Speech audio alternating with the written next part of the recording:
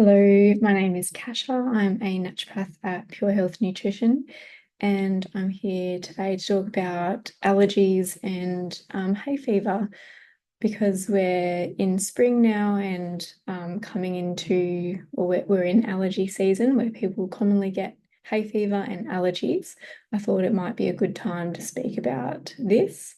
It's also a time where I'm seeing a lot of people getting sick at the moment as well. So I thought a good time to refresh on immune support and how we can do it at home or reaching out to a practitioner for extra support. So today I'll predominantly be talking about allergic rhinitis, which is hay fever. And that is something that people get seasonally. It's commonly springtime around this time of the year in Australia. So September to November time. And I think it's about 10 to 15% of people experience hay fever. So it is quite common and it ranges in severity for people. And a lot of the time it can be associated with things like if you get eczema or asthma, you might be more likely to experience hay fever.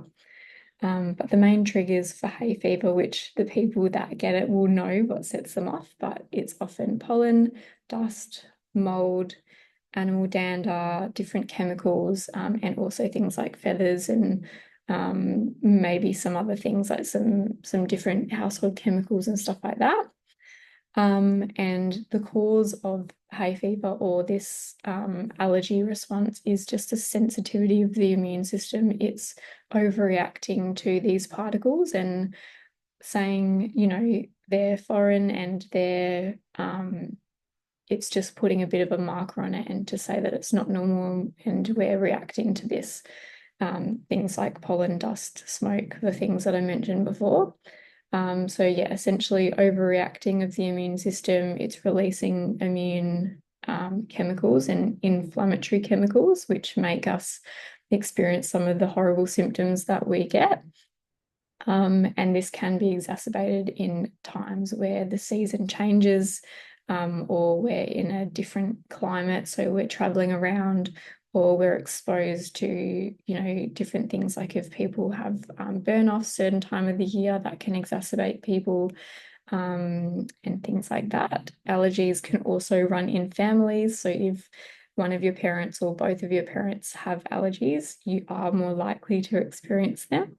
It doesn't mean that you can't do things to alleviate them or reduce them as well.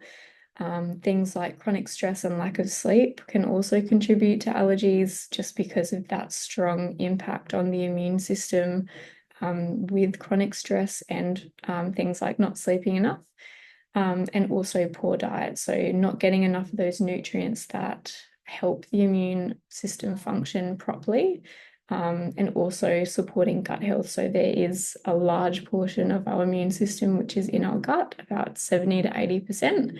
So if we're not supporting our gut health, we're not supporting our immune system either. As I mentioned before, most people will know if you get hay fever or allergies, but if you don't, these are some of the main symptoms. So runny nose, or blocked nose even, sore, red and itchy eyes, can get watery eyes, headaches and sinus pain. So across the top of the forehead, just across your jaw bones here, behind the eyes as well.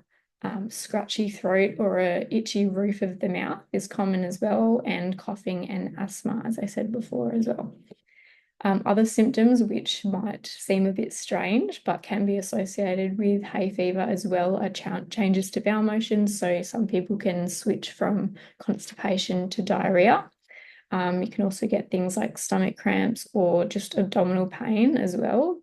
Ear infections, skin rashes, and hives as well. So just that the immune system's not quite coping and it's showing elsewhere in the body.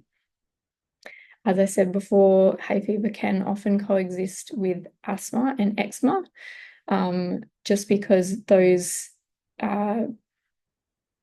those conditions do have underlying immune susceptibility as well. They're reacting to things, they're more sensitive to products. But yeah, that the role of the gut and the immune system in these conditions as well. And treatment. So, of course, we're going to be supporting the immune system. And there's, a whole body kind of approach to doing that. So that does include things like getting enough sleep. You want to be getting your 8 hours of sleep where you can to make sure that you're regenerating your body, which includes immune function. Daily movement, just to make sure that we're, supporting elimination pathways and also general health, keeps our immune system nice and healthy. Eating a whole food diet, which is rich in a diversity of nutrients. So we want to make sure we're getting enough fiber, antioxidants, all the different vitamins, specifically vitamin E, C, and vitamin A. So they're our main immune nutrients, but all nutrients are going to be helpful for immune function and general health as well. Minerals like your zinc, iron, selenium, and iodine. So making sure that we have adequate amounts of these, and probiotic foods as well. So all of these nutrients help support not only the immune system, but the gut as well, which, as I said, is has a large influence on immune function. And they're also all anti-inflammatory, these foods. Another nutrient which is kind of separate from the diet is vitamin D. So a lot of people know we get most of our vitamin D from the sun. So making sure that we're having adequate sunlight exposure, even if it's just 10 minutes in the morning when the UV is at its lowest, making sure that we're not wearing sunscreen or clothes on our arms and legs, for example. So exposing as much of our body as we can to make sure that we can synthesize that vitamin D in our skin. And if your levels are too low, if you get your bloods tested with the GP and they're below, ideally below 100, we might look at putting you on a supplement just to get those levels up to support immune function, and gut health as well. As I said just before, supplementing with these nutrients might be required in certain individuals just to achieve a therapeutic dose. So getting these foods and nutrients in our daily life through food and through lifestyle, like sunshine, is very important. But sometimes there is a need to supplement just to make sure that we can, boost our levels quickly. And I guess if people are more symptomatic, they might need a more therapeutic dose just to achieve that relief quicker.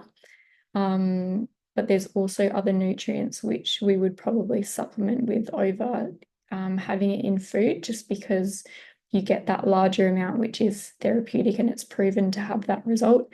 For example, nutrients like bromelain and quercetin, they are available in foods like pineapple and green apples, for example. But having them at a therapeutic dose has been shown to be more effective for hay fever treatment and allergies. But definitely speak to a practitioner before jumping on anything like that, because there are tweaks that you can make in the diet that work just as well for some people, but it needs to be quite individualized. And of course, supporting that nervous system. So making sure that we have adequate stress management techniques that we can do, especially those people that do experience, high stress jobs. The nervous system and stress has such an impact on our immune function. So we have to look at, all areas of the body, all systems, and make sure that we're supporting all of those areas. Stress also really chews through all our nutrients. So we can be eating all the things, supplementing, but if we're really stressed, we're going to be chewing through them. So we need to also address why we're stressed and that root cause of things as well. And that might look like, using a meditation app like Calm or Insight Timer, reading a book, going outside, exercising, getting massage or acupuncture, whatever works best for the individual, to make sure that we can manage stress appropriately. And the last point that I really wanted to talk about was supporting gut health. It's been a reoccurring theme so far and in a lot of different areas as well.